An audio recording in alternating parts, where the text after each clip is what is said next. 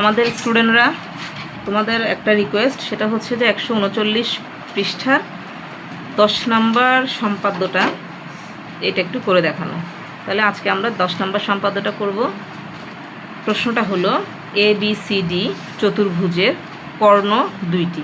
তাহলে খেয়াল করতে হবে দুইটি কর্ণ, এখানের মধ্যে দুইটি কর্ণ AC আর BD, এরা কিন্তু কর্ণ অর্থাৎ কোনাকুনি এদের অবস্থান হবে। ও বিন্দুতে এমনভাবে ছেদ করেছে কে? AC আর BD ও বিন্দুতে ছেদ করেছে।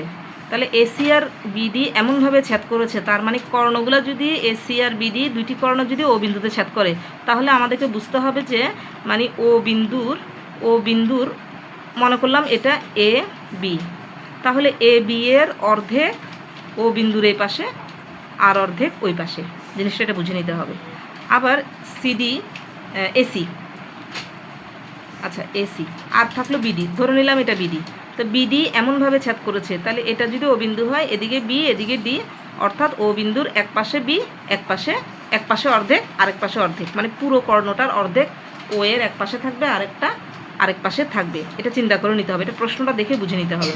তাহলে এমনভাবে ছেদ করেছে যেন এ ওর একটা মান দিয়েছে, B ওর মান দিয়েছে, C ওর মান দিয়েছে, আবার OD এর মান দিয়েছে। তাহলে সবগুলো মান আমাদেরকে আগে তুলে নিতে হবে। তাহলে আমাদের ও এর মান 4.2 ডিগ্রি, না 4.2 সেন্টিমিটার। তাহলে আমরা এই যে পেন্সিল বক্স থেকে আমরা একটা স্কেল নিলাম, এখানে CM এর ঘর আছে, CM এর ঘর দেখে আমাদেরকে 4.2টা এঁকে নিতে হবে। তাহলে এটা হচ্ছে 4, এই হলো 4 পরে আমরা জাস্ট 2 ঘর গেলেই, 4 পরে 2 ঘর গেলেই আমাদের 4.2 চলে আসবে। এই বিন্দুটা এই আমরা 0 পর্যন্ত অঙ্কন করে নিলাম। এটা হলো 4.2 cm সেন্টিমিটার। তাহলে আমরা মাপটা কোথায় লিখব? আমরা মাপটা লিখব নিচে, আর এর একটা নাম দিলাম এই। তারপরে আমাদের কাছে আরও একটা মাপ আছে, 4.2 এর পরে আছে 5.8, ঠিক আছে? তাহলে 5.8, তাহলে এখানে হচ্ছে এটা 5, এটা হলো 5, 8 কোথায় পাবো? 5 আর 6 এর মাঝামাঝি পাচ্ছি 5.5, 6, 7, 8, অর্থাৎ এই বিন্দুটা। তাহলে এই বিন্দুটাও আমরা দাগ দিলাম, এটা আমরা পেলাম 5.8 সেন্টিমিটার লিখব। তারপরে 3.7 পাবো, 3.7 একটু ফাঁক করে লিখি। এখানে আছে 3, এই জায়গায় আছে 3, এই 3.5, 6, 7, এখান থেকে একটু দেখা যাক, এটা হচ্ছে 5, 6, 7, মানে এতটুকু, এইটুকু 3.7 সেন্টিমিটার। তারপরে আছে 4.5 সেন্টিমিটার, আর একটু নিচু করে, একটার সাথে যেন আরেকটা লেগে না যায় বা আটকে না যায়, আমাদেরকে দেখতে হবে।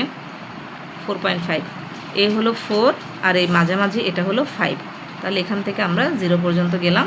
তাহলে আমাদের এটা 4.5 সেন্টিমিটার হয়ে গেল। নাম দিচ্ছি, এর নাম A দিলাম, B, C, D, মাপগুলো আমরা দিয়ে দিলাম। এখন আমাদের মাথায় রাখতে হবে কোণ A ও B সমান 100 ডিগ্রি দেওয়া আছে। তাহলে 100 ডিগ্রি অঙ্কন করার জন্য আমরা চাঁদার ব্যবহার নিশ্চয়ই জানি, অষ্টম শ্রেণীর শিক্ষার্থী যেহেতু।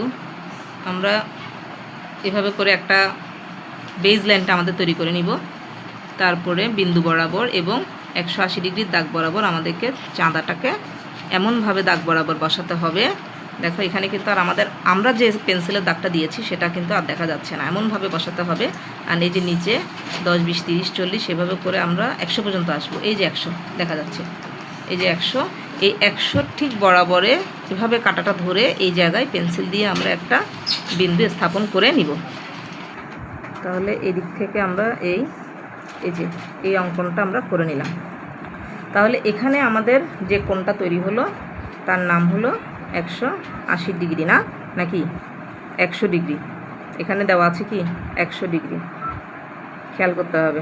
এই মাপটাকে আমরা এভাবে দিব, তাহলে এটা আমাদের 100 ডিগ্রি হয়ে গেল। ওর একটা নাম আমাদেরকে দিতে হবে। আচ্ছা, আমরা ওর নাম দিলাম X, ঠিক আছে? এখন আমাদের অঙ্কনটা শুরু হবে। বলেছে চতুর্ভুজটি আঁকো। তাহলে যেহেতু আমাদের মিডল বরাবর ও থাকতে হবে, তাহলে একটা কাজ করি আমরা, এভাবে করে একটা কর্ণকে, এভাবে করে একটা কর্ণকে আমাদের এভাবে আনতে হবে, আর একটা কর্ণকে হয় এভাবে, না হয় এভাবে আনতে হবে। তাহলে আমাদের কর্ণগুলো কি তৈরি হবে, মানে কোনাকুনি জিনিসটা তৈরি হবে। আর তার মাঝখানে আমরা ও একটা বিন্দু নিই। এটাকে আর একটু বড় করি।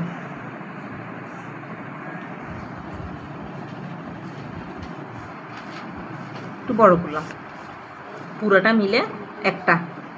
একটু বড় করলে ওই মাপগুলো আবার অনেক সময় ইয়ে হয়ে যেতে পারে। ধরলাম এই পুরাটা হচ্ছে একটা রশ্মি, এর নাম দিব আমরা, ধরে নিলাম বি। আচ্ছা, ওর নাম দিলাম, ধরলাম পি, আর ওর নাম ধরলাম কিউ, মনে করলাম পি কিউ। আচ্ছা, পি কিউ একটি যে কোনো রশ্মি নেই, পি কিউ রশ্মির থেকে ও একটু বিন্দু চিহ্নিত করি। এখন ও একটা বিন্দু চিহ্নিত করার পরে আমাদের এই ও বিন্দুতে এই 100 ডিগ্রি যেটা আমরা এঁকেছি, সেই 100 ডিগ্রিটাকে ও বিন্দুতে তৈরি করতে হবে। তাহলে আমরা বিন্দুটা থেকে যদি আমরা কোণ তৈরি করি, আমরা চাইলে এদিক থেকেও করতে পারি, চাইলে এদিক থেকেও করতে পারি, এটা আমাদের ইচ্ছা। আমরা যে কোনো এক পাশ থেকে অঙ্কনটা করতে পারি, আমাদের কর্ণগুলো ঠিক থাকলেই হলো।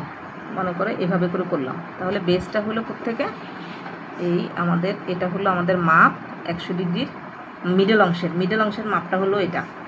তাহলে এটাকে একটু ছিদ্র করে দেই, কারণ হচ্ছে যে না হলে আমার বরাবর তৈরি হবে না।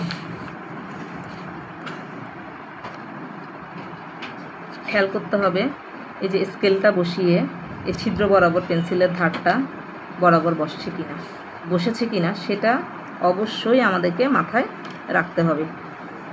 আমরা এই যে দাগটা দিয়ে নিলাম, এই দাগটা আমরা কেন দিলাম, 180 ডিগ্রি দিয়ে আমি এই দাগটা একটু লম্বা বরাবর করলাম। কেন করলাম, কারণ আমার একটা কর্ণের মাপ এদিকে হতে হবে, একটা কর্ণের মাপ এদিকে হতে হবে, তাহলেই আমার কর্ণগুলো তৈরি হবে। আর যেহেতু আমার কর্ণগুলোর মিডলে ও আছে, আর এই পাশ আর এই পাশ, এই দুই পাশের মাপ মিলে হবে একটা কর্ণ। আমাদের কাছে 4টা বাহুর মাপ আছে, তাহলে 4টা বাহু মাপকে আমাদের 2টা কর্ণ বানাতে হবে। অর্থাৎ 2টা বাহুর মাপ আর 2টা বাহুর মাপ, দুইটা করে 4টা বাহুর মাপ মিলে 2টা কর্ণ। তাহলে এবার শুরু করি। আমাদের এই পাশের মাপটা একটু ধরলাম, যে প্রথমে ধরি এখানে আছে এ এর মাপ, আমরা এ এর মাপটা একটু নিলাম, এর যে মাপটা, এই মাপটা নিলাম। এ এর মাপ থেকে আমরা ওকে কেন্দ্র করে এদিকে করলাম, এ এর মাপ নিলাম। তাহলে এটা যদি একটা ছোট, মানে এটা যদি এরকম ছোটোটা হয়, তাহলে এই ছোটোটার সাথে একটা বড়টা মিলাইয়ে আমরা এই টি এর মাপটা এভাবে নিই। এই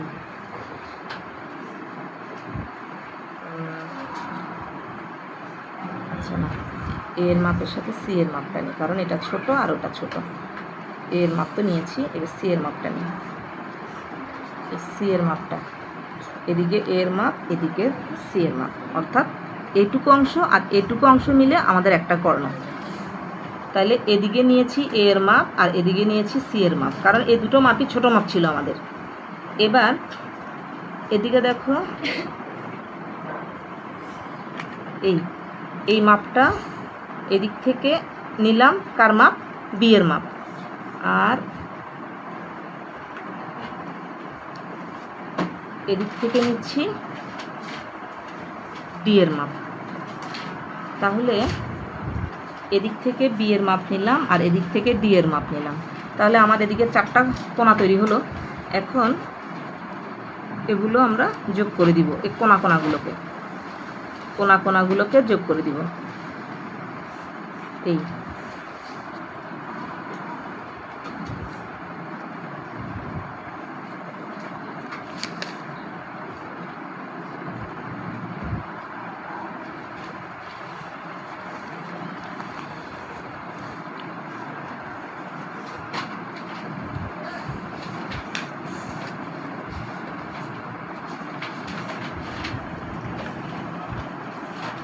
এই মাপটা এভাবে করলাম। তাহলে আমরা এখানে এটাকে এ বি সি ডি এভাবে যদি চিহ্নিত করি, তাহলে আমাদের ব্যাখ্যাটা হবে এভাবে যে পি কিউ একটি যে কোনো রশ্মি নেই, ও তার যে কোনো একটি বিন্দু। ওকে কেন্দ্র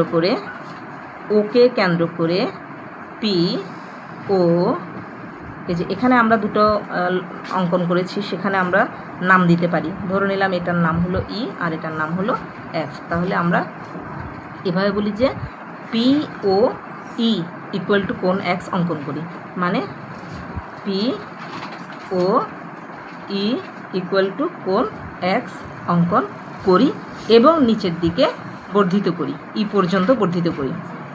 বর্ধিত করা শেষ। এরপরে ওকে কেন্দ্র করে ই এফ থেকে, ওকে কেন্দ্র করে ই এফের উপর ও এ, আবারও বলি O A equal to A, O C equal to C, অংশ কেটে নেই, কারণ এখানে এ আর সি হচ্ছে আমাদের এই বাহুগুলোর কথা বলছি। আবার ওকে কেন্দ্র করে পিকিউ